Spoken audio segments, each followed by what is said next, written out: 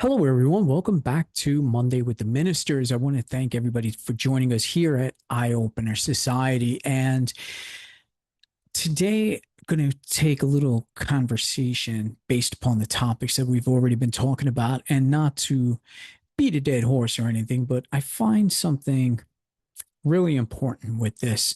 Um, First of all, I'm have to say that I'm in such a relaxed state of mind as of right now, even with everything that I got going on. And there's a little bit of a reason behind that, because as Lizzie and I spoke to you before about, was I took a little break from social media. But here's what happened now.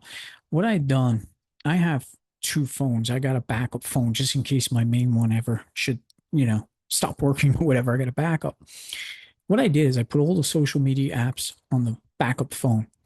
This way, they only work when there's a Wi-Fi connection or if I have that phone with me. So my regular phone's got no social media apps.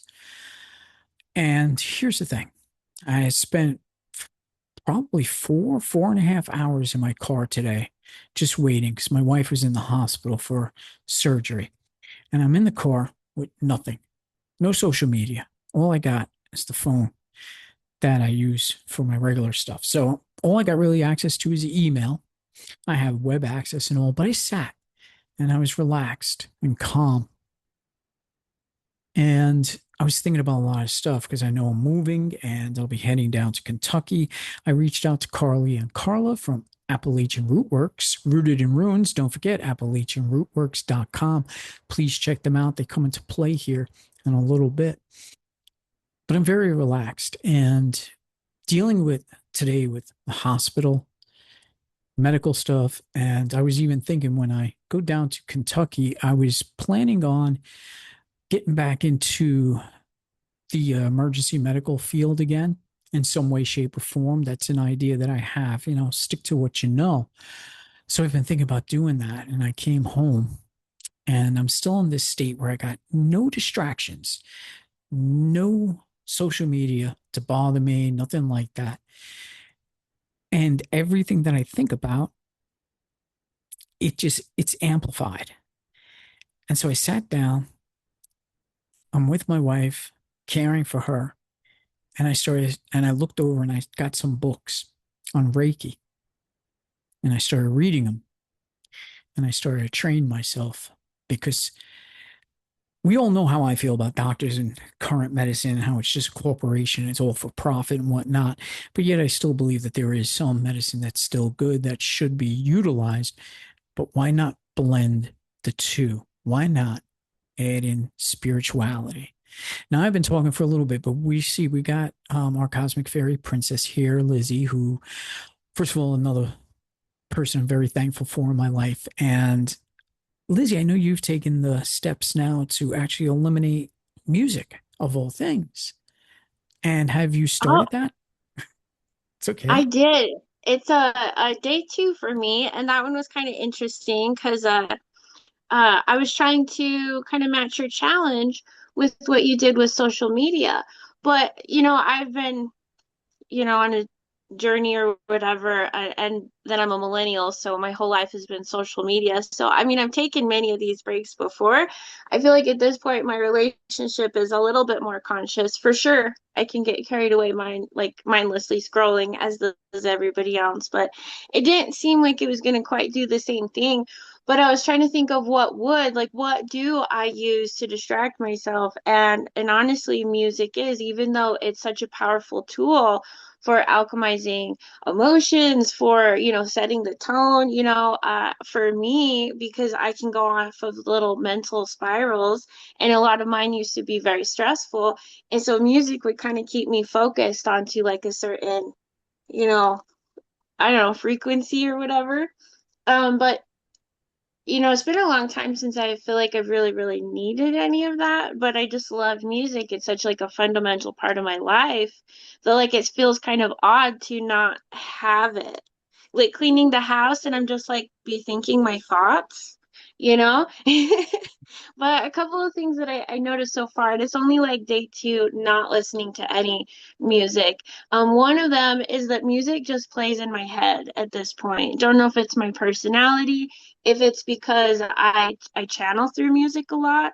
So I'll receive today I was singing the 867-5309, you know that song where he Hmm. sings the phone number. So I just start singing that song to myself today. And normally what I would do is I would look up that song, and by the third or fourth time I listened to that song, I would have some sort of message that I'd gotten from it. But instead, I can just sing what I remember of it, and I'm just like, I have to kind of just sit in the unknowing of that. So that's kind of fun as well. And then also, I think my thoughts for a little bit longer. I'm not getting caught up in singing lyrics on the side of my thought spiral while I'm doing the dishes. I've mentioned the dishes on this podcast so many times because it's always been like a source of tension in households when multiple people live together. The dishes is always something.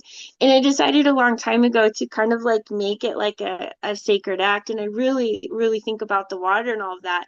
But while I'm doing it, I'm also like, the music has been like a fundamental part of that. It's been a fundamental part of my journaling. It's like a fundamental part of everything I'm doing. And so pulling it out to just exist in myself, to immerse myself in the moment, has been just kind of a really fun experience so far, at least. This is wonderful because this is a real teaching moment how anyone listening now could think really about the one thing that they feel is so close to them. If they just remove it, even temporarily, to sit with themselves and to be completely clear of mind and spirit, the things that happen are pretty amazing. I've never been in such a relaxed state like this for a long, long time, to the point where I'm picking up books, I'm reading now, I'm looking at doing something different now. I think Reiki, I can help people through Reiki. It's just the life flow of energy.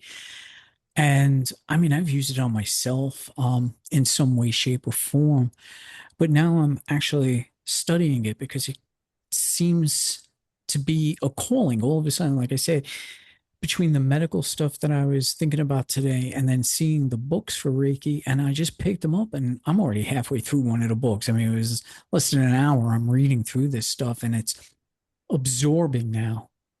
Unlike before, where yeah, I'd have distractions and whatnot, but now my life is completely free. And listen, I know I mentioned Appalachian Root Works and Carly and Carla.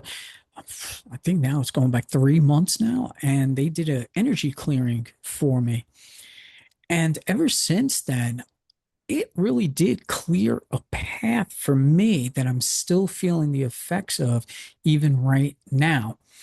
It opened up this whole new cosmic journey for myself where I'm able to think much more clearer. I don't have the parasites holding on to me anymore. I don't have the portals that are open around me anymore.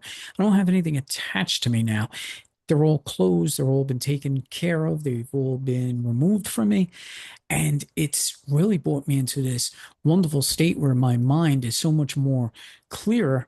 And now, as I'm progressing and removing things from my life, such as less social media, and it's not like I'm off of it completely. I mean, I do go on, because I still want to keep up with Eye Opener Society and I want to keep up with the people that I'm following, but it's not a every moment thing. Now, like I said, I could sit in a car for 4 hours without it and come up with other things and downloads that just fill my body. And listen, it's so amazing. I try to teach these things where people are always talking about, I can't clear my mind. You can. And I think a lot of it has to do with you might have one of those stressors, one of those addictions, one of those things that are so close to you. And Lizzie, I'm proud of you because I mean, music is something very tough because music usually is something that you listen to help.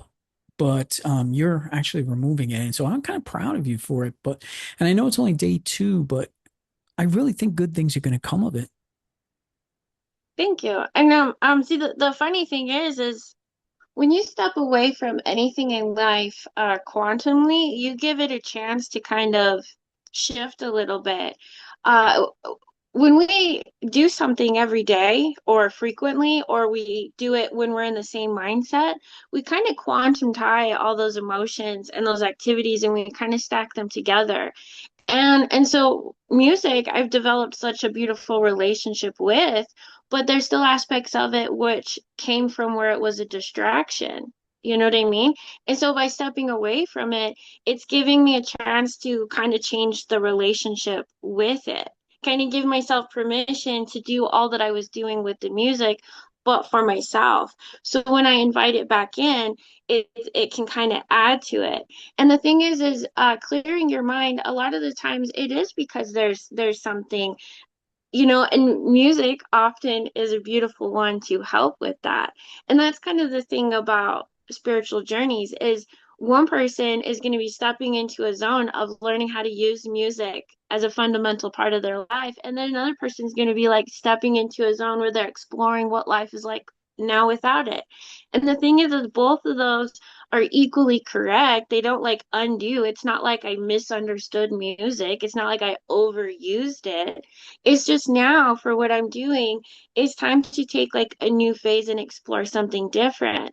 And something that I always did previously when I would try to redefine my relationship to things is I would jump right into the redefining state. But this last year, I'm really learning to just like enjoy that transitional period, which honestly just requires you to not observe it so much. And so like in this regard, it'd be just like not listening to music for a little while. But if you're stressing about something, like the bills, what if you just like didn't look at them for 7 days? Paid everything that was gonna need to be paid for 7 days and just like don't even look at it. Don't open your mail. You know what I mean? Like what does that do for your brain? Because sometimes when you take that step back and when it's reintroduced, it's like it's a brand new thing. It can be completely different. You say you picked up Reiki, which you're playing with again, which you hadn't for a while. That time, you were a different person when you picked it up before. And if you had continued Reiki that whole time, then you would, be skilled in Reiki at this point, but you would be skilled in Reiki built from the perspective of where you were. And so I think sometimes we just instinctively put things down. Maybe we want to build on a different foundation. And so people really need to not get too hard on themselves for, oh, I should have done this earlier, or oh, I did this too far. Like we're all playing a game, and whatever extreme you're taking it to is probably the one that you're supposed to take it to right now. And somewhere in the journey back, you're going to find something so cool to share about it. But I think fundamentally, it does require you to just take loving space from things sometimes. Yeah, that's well said, Lizzie. And really, it brings me to this other thing too that's on my mind. It's almost like this is a two-part thing, but they all come together. I was thinking also today about mental health, and I remember going back even just a few months ago and all, you'd hear about it everywhere. Mental health, this mental. Now all of a sudden, it's gone. Nobody's talking about it anymore. There's no more, mental health awareness week, mental health awareness month. It's like gone. Did the world suddenly become happy again, or has it gotten worse and we're removing it for some reason? And I thought about this, and I thought about the whole Reiki connection because I can heal just through energy alone, nonetheless, physical ailments or just aligning chakras, but all of that flows back to the human psyche. And then I started thinking, well, if I'm feeling this relaxed, why shouldn't I go out now and climb a mountain and sit up on top and sit there for 7 days and bring myself to a much higher awareness of consciousness? I feel as though I can actually do it. And I feel like I want to do it so I can help others because I really don't think mental health has gone perfect. No way, shape, or form has that happened. Well, kind of a strange question for you, Gary, but why do you think you have to climb on the top of the rooftop to gain that masterful insight? Maybe the insight that you have is from right where you're sitting. Maybe you are climbing to the top of your mountain right now in your journey to Kentucky. Maybe that's exactly the same thing. You know, you always throw something at me that I really got to sit and absorb, but it makes a lot of sense. And yes, metaphorically, this might be what it is.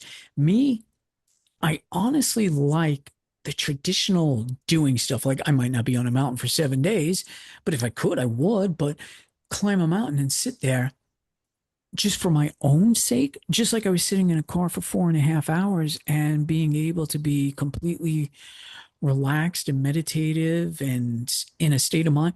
Why not? Why not expand that? Why not do something bigger just to experience it? Just to say, how far can we take this? There's nothing wrong, I think, with expanding your whole presence and your whole soul, and expanding it out there even further as much as you can. I agree with that. And I think everybody who feels so called to climb a mountain should. But I had this frustration deep in my heart this last couple of years about how fundamentally unfair it was that, like, if I was a rich person going on my spiritual journey, I'd be going to all of those like fancy lady retreats, you know what I mean? Where they're like crying and shaking together and drinking ayahuasca or whatever it is that they're doing, you know what I mean? Kind of depends on which one you join. But the thing is like I was so mad that some people get to experience that and I don't get to. Like I'm just like being a mom here, changing shitty diapers. I'm learning how to not be a martyr while being in a role which is fundamentally being a martyr in any way that I understood it at the time. And so I got so mad about it and that I ended up focusing on it for a couple of months and I was like determined to understand it because if I didn't have it, then there was a reason I didn't have it. Why didn't I have it? And the conclusion that I came to was because if you go off someplace separate from where you are, and then you go and you get your wisdom and you bring it back, you have to integrate it into your life. That's two separate journeys. And so a lot of people will get stuck there where they understand that unity, they understand that wholesomeness within them when they're in that like Reiki like state. But then when they come back and they join the world, when they come back to changing those poopy diapers and having them spit banana in your hand, it's really hard to like be like, I'm an all powerful goddess. You know what I mean? But the thing is you are equally sacred in that moment, right? But it doesn't necessarily feel that way. But something that I really wanted to journey myself was how sacred each moment of this 3D life actually is. In these stupid wood walls and the stupid Wi-Fi going all the time and all of that, like I can actually be sacred and wholesome and soft and fierce right here. And I had to learn that through being able to do it without being able to go off to all those retreats. Because how do you learn how not to be a martyr in a role that forces you to be a martyr, except to be in that martyr role while learning not to be a martyr? Where do your lines lie? You can't be taught that in a retreat. You can't be taught that in the top of the mountain. You'll hear the wisdom, and then you got to come back and you got to put it somewhere. And so I think the most powerful thing you can do is learn how to take that wisdom wherever it is that you are, washing dishes, sitting in your car before work. You know what I mean? Wherever it is. And yeah, if you can't clear it, like go to the rooftop. I'm not trying to like diminish that at all because that's pretty powerful. I'm sure there's some powerful spirits up there. But I'm just saying that not everybody's journey looks the same. And it's because we're all collecting these pieces. What I was able to do here in my home was amplified by what I saw in video of those people at the resorts. And when they come back and they're trying to put it in action and they see people like me putting it in action, we get to team up and share what we learned together. See, this is a question of who we are in the 3D world. And you're so right. Um, we don't need to do these things. We don't need to do these retreats. We don't need to go to the mountaintops. We are, as humans, powerful enough. We're gods ourselves, and we can do that. We can become martyrs in our own homes. Spiritually, we can do that. Spiritually, we all should do that. Spiritually, we actually all have it. We're all doing it. Some people just don't recognize it.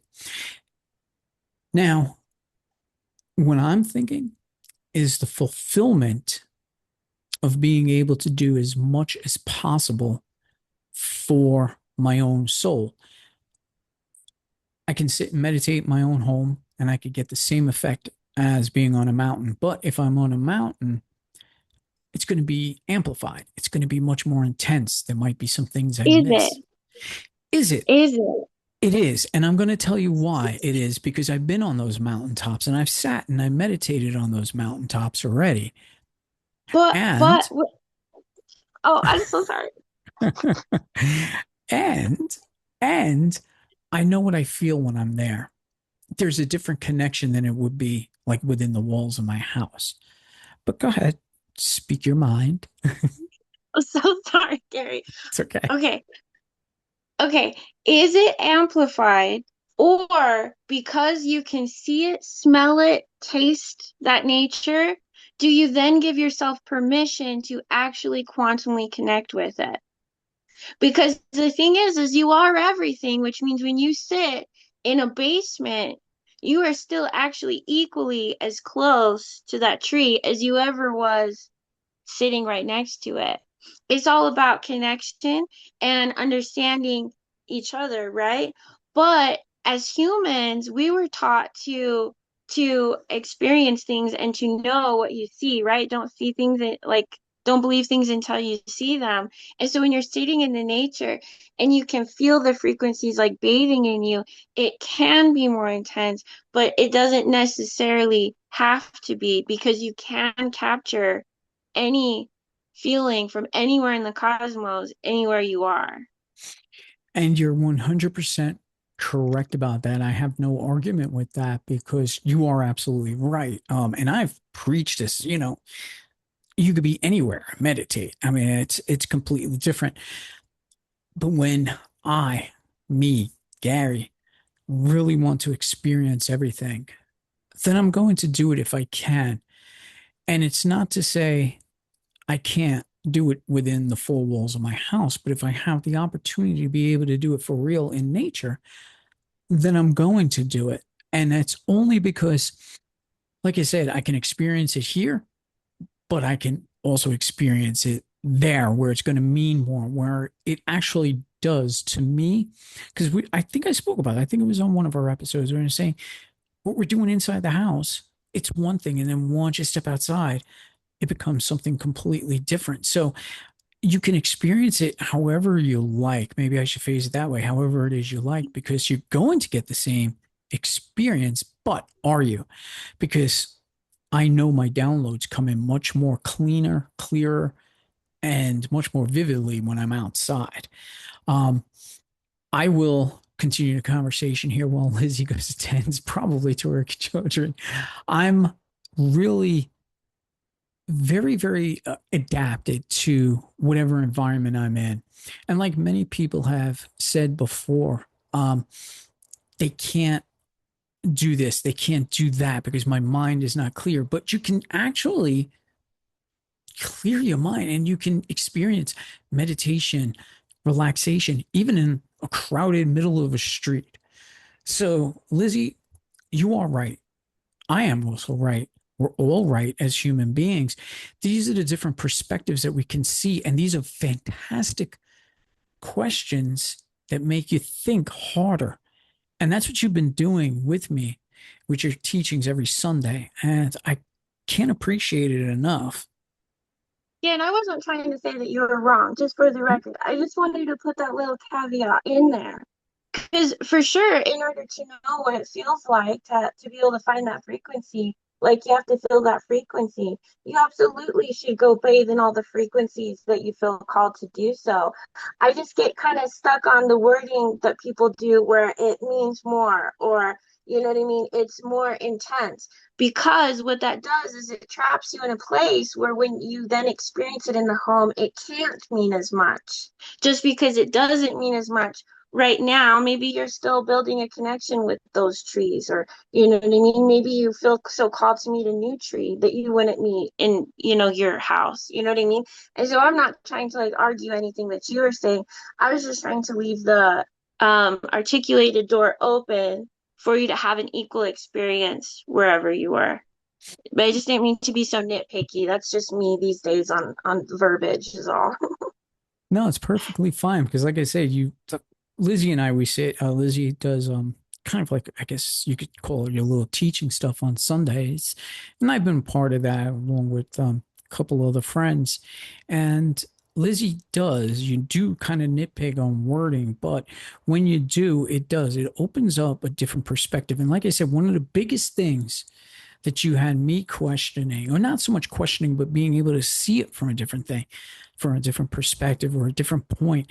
I had mentioned, because I know I did a big podcast and it was one of my favorite things to talk about, is like painting a better picture. We are the actors in our own world and we are on a stage. Everything in front of us is just props and we get to do the experience of this. But then you threw a whole different perspective in on it where I really question it. It's like, well, no, things are playing out the way they are, probably to teach you the lesson or the path that you have to go on. You're not necessarily always painting that picture. You're not always the artist in there. And it really, the way you worded it, you really I, did I like love open up my eye. Go ahead. I love everything you said. It's just not necessarily what I said. It's a Gary's beautiful twist on it, just for the Mhm. record. I got you. Yeah, because I'm trying to remember the words because my brain doesn't retain as much as it used to. But it's sort of on that point where you really have been teaching, and this is what I love about your teaching. It's impactful because it's taking someone's beliefs, which are very strong and powerful, and you're not jumping in there to say, "Hey, you're wrong." You're jumping in there to say, "Think of it this way." And when you start thinking of it that way, it really, now I've got further questions and it leaves me on a newer journey to go down those roads. I love that. I can't wait till more people start joining your class. I think a lot of people have a lot to learn from you. I really believe that. This isn't just me talking because I'm your friend and I love you to death. It's because you really do have this ability to throw in these different perspectives and really make you think. Remember I said when I first met you and you were more on that chaos path. And even me, I when I first met you was on TikTok and I'm listening to your ramblings basically. And I just sat there. I said, what is this girl talking about? And why is she always on my feed? And but then everything you say later on, it comes back to me. I'm like, wow, that makes perfect sense.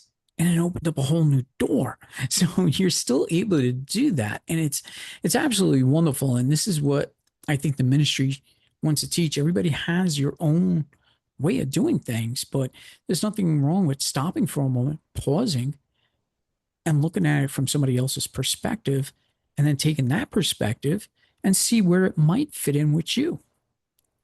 Exactly, because like when you reiterated that, you said it way different than I would have said. You know what I mean? But nothing you said I disagreed with. It was very beautiful. And if that's what you took from what I said and it's working for you, like wonderful. That's the whole goal.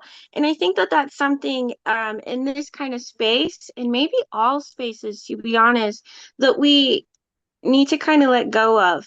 When I teach what I'm teaching, I'm not teaching people to think like me or to operate like me. I'm teaching them, yeah, how to see a different perspective. People think they know how to hold two truths, but I actually fundamentally think that most people don't know how to hold actually two truths, like for them both to truly be correct. Because usually, once you see the other side, once you really see it, yours starts to become less true and it shifts. But that's not actually holding two truths. And I think that that's really what fundamentally people are trying to learn how to do as we're all like coming together to like learn to co-create this magical new world we're doing is you have to be able to both be right. I wrote a quote I was kind of secretly hoping was going to come into this podcast somewhere in this episode, and it fits perfectly here, so I'm going to read it to you. So, the purpose of integration may not be to arrive at unity. It may be to become capable of more differentiated participation in the whole. And this was my whole yin yang symbolism, which I'll go in on an episode another time, but just for you, Gary, so that makes sense to you. Something that I was on this journey for in the shadow work. You're on this journey back to source, your God self. You're becoming one, right? Okay, well now I feel the one. Now I feel connected to source. What am I doing now? You know what I mean? Like I never thought I was going to get raptured up or whatever, but I kind of assumed something was going to happen here. And the thing is I got to that unity point where I felt whole, but that I think fundamentally wasn't the point of it, because what happened right after that was I became even more myself. I leaned more into some of my shadows and finding how beautiful they are. The thing is if we all thought the same, we wouldn't go anywhere. I think the whole point is to feel that oneness, but that oneness is supposed to make you so much more different than the whole. You should be allowed to be so much more you because of it. And I think all of this kind of comes together in the way we talk about things, in the way we understand different things and interact and kind of place them in our belief system. And I get it because it's when you definitely mention that you're not holding just two truths, you're holding millions. Because I mean, again, if we're all one and we're all part of the universe, and then everybody's truth is just there. I hold my own truth, you hold your own truth. And because of that, that makes your truth stand out just as much as the next person. But we also have to understand there's more truths to it than just your own truth. And I love that. Here's a kind of a seemingly unconnected and oversimplified comparison. I was pondering the word patience today with my husband because we were talking about how like we're much more patient than we used to be when we were younger, right? And I always related to patience as kind of like a health bar in a video game. Your patience is like wearing down. You only have so much of it. But like, why do you have only so much of it? What actually is patience? And if you think about it, patience is kind of like your natural state of being if you're happy, comfortable, and feeling secure and safe, right? You're just going to be patient because you don't need to not be anything. You're not trying to like force anything. And so, really, patience isn't really like a bar per se. It's just an existence. It's the sudden being knocked out of feeling that comfortability that makes people feel like their bar went down, right? And so, like, for me, my new definition makes sense.